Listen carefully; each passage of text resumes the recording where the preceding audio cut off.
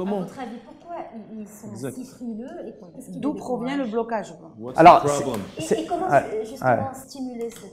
alors c'est vraiment une bonne question et je pense que la réponse est simple. Certains d'entre eux ont accompagné ce métier en ses prémices, il y a 15 ans ou 20 ans. Les assureurs?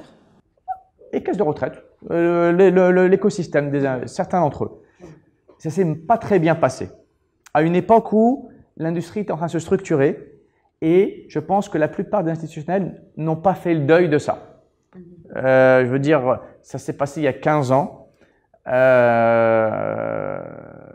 voire 20 ans, et ils n'ont toujours pas fait le deuil de ça, même si les montants sont petits de manière ridicule. On parle de quelques millions de dirhams, dizaines de millions de dirhams sur l'échelle du bilan, mais les instituts n'ont pas fait le deuil de certains instituts, pas tous, mais certains instituts n'ont pas fait le deuil de ce qui s'est passé il y a 15 ans, à une époque où d'ailleurs on collait dans le private equity tout et n'importe quoi. C'est-à-dire que immobilier, tourisme, il y a eu des initiatives qui se sont faites entre 2005 et 2010 autour de tourisme et l'immobilier et des fonds dédiés. Bon, c'était un flop pour plein de raisons, dont peut-être des sujets de gouvernance. Et là, 15 ans plus tard, on nous parle encore de ces initiatives de tourisme de l'époque. Or, c'est quasiment pas du private equity, mais ça a été un traumatisme pour certains investisseurs et qui n'ont pas fait le deuil.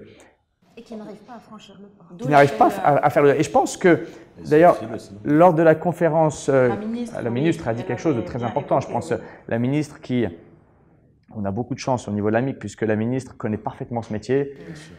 Elle l'a exercé dans le passé avec beaucoup de succès. Elle était à CLG, elle était voilà, elle a créé ici le bureau d'Afrique Invest à Casablanca. Elle connaît parfaitement le métier. Et donc, elle a appelé, je pense, la profession, les investisseurs, à faire ce qu'elle appelait à Essian un post-mortem. C'est-à-dire, à un moment donné, il faut pouvoir dire, bon, je veux dire, le patient est mort. Je veux dire, mais ça ne veut pas dire qu'on ne doit pas continuer de vivre. La vie continue.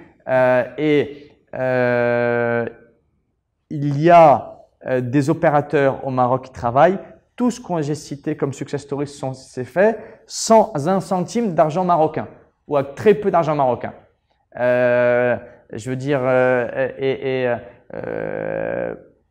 ça signifie qu'on a juste un sujet de communication, puisque on a des investisseurs étrangers qui continuent à faire confiance, à investir, qu'il y a des deals qui se font, des sorties en bourse, donc tout va bien. Mais les instituts marocains ne veulent pas encore faire partie de cette danse. Or, elle est très importante. Donc, je pense que c'est avant tout un problème de communication. Parce que, je vous l'ai dit, on a un écosystème d'institutionnels de qualité avec des gens brillants. Donc, c'est vraiment, je pense, accepter que l'industrie, elle ne pouvait pas devenir optimale le premier jour, d'autant plus que le capitalisme marocain qu'on connaît maintenant, le Maroc qu'on connaît maintenant, il s'est quand même beaucoup développé début des années 2000. Il ne date pas de 100 ans. Donc, quand ces entreprises qui sont aujourd'hui leaders dans leur secteur, elles se sont beaucoup développées depuis les années 2000, 2010 et après. Donc, nous, c'est clair que l'industrie du private equity a démarré très jeune en parallèle de renouveau économique du Maroc. Bon, alors forcément, il y a 20 ans, il n'y avait pas autant d'entreprises de qualité comme il y en a maintenant, forcément. Donc, il y a eu des erreurs qui ont été faites, des équipes qui se sont trompées, ça arrive. Ces équipes ne sont plus là, ont disparu, et il y a de nouvelles équipes. Et ces nouvelles équipes ont la confiance de beaucoup d'investisseurs étrangers. Donc, nous, ce qu'on demande, donc vous garantissez la réussite des projets. Garantir rien, garantir rien. Mais je veux dire, ce sont les mêmes institutionnels qui ont perdu beaucoup d'argent sur l'immobilier en 2008-2009, et je crois qu'aujourd'hui, ça les empêche pas de faire de l'immobilier. Et ils disent pas plus jamais d'immobilier parce que on sait pas faire d'immobilier au Maroc. Non, et on continue à faire confiance à des entreprises, des promoteurs de qualité. L'écosystème de l'immobilier s'est beaucoup amélioré en 15 ans. Le nôtre aussi, Alors, donc, je pense qu'il faut refaire confiance. C'est tout, je crois, l'enjeu de l'initiative royale du Fonds Mohammed VI pour l'investissement. C'est le signal qui est envoyé. Je veux dire, à un moment donné, je pense il faut tous qu'on comprenne collectivement, qu'il y a un signal qui a été envoyé, qui est de dire l'État va faire confiance à cette activité. Donc, avec des process extrêmement rigoureux, extrêmement sérieux. Donc, l'État va faire confiance à cette activité. Donc, à mon avis, ce qui est demandé, il me semble, au moins indirectement, c'est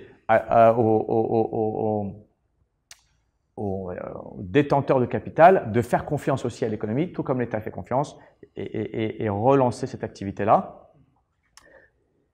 Quand je dis relancer, ce n'est pas le bon terme, c'est l'accompagner pour qu'elle se développe encore plus et rééquilibrer la part du capital marocain dans notre métier. Je veux dire, je pense qu'il n'y a pas beaucoup de secteurs au Maroc qui sont à ce point-là dominés par du capital étranger.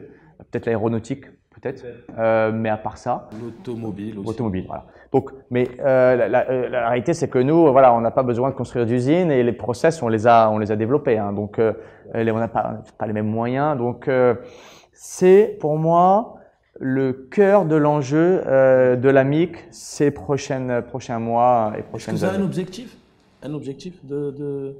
Ah, moi, 80-20 ou là les 50-50 pour équilibrer? Ouais, je pense que si on arrive à 50-50 sur des montants significatifs un jour, on aura réussi le pari. On aura réussi le pari parce que ce qu'on veut, nous, on veut que nos investisseurs étrangers continuent aussi à investir ici et encore plus. Donc, nous, on travaille aussi pour ça. Hein, tous les GFI qui accompagnent le développement de l'économie, la BERD, la Banque mondiale, la Proparco, DEG, tous ces gens-là qui mettent des gros tickets à notre économie, bon, on veut qu'ils restent, on veut qu'ils augmentent leurs expositions. On essaye de les pousser à voir le Maroc comme étant une zone d'investissement unique. C'est-à-dire que pour l'instant, tous ces opérateurs préfèrent des fonds régionaux continentaux pour avoir une diversification de leurs actifs. Nous, on essaie de les convaincre au niveau de l'AMIC que le Maroc, on est suffisamment mature maintenant que de considérer Maroc et donc pour aller… voilà, et d'augmenter leurs tickets vers le Maroc. Donc ça, on veut. Donc pour moi, c'est d'aller vers le 50-50, Moulay, mais sans réduire la part en volume des étrangers, bien sûr, évidemment. Bien sûr.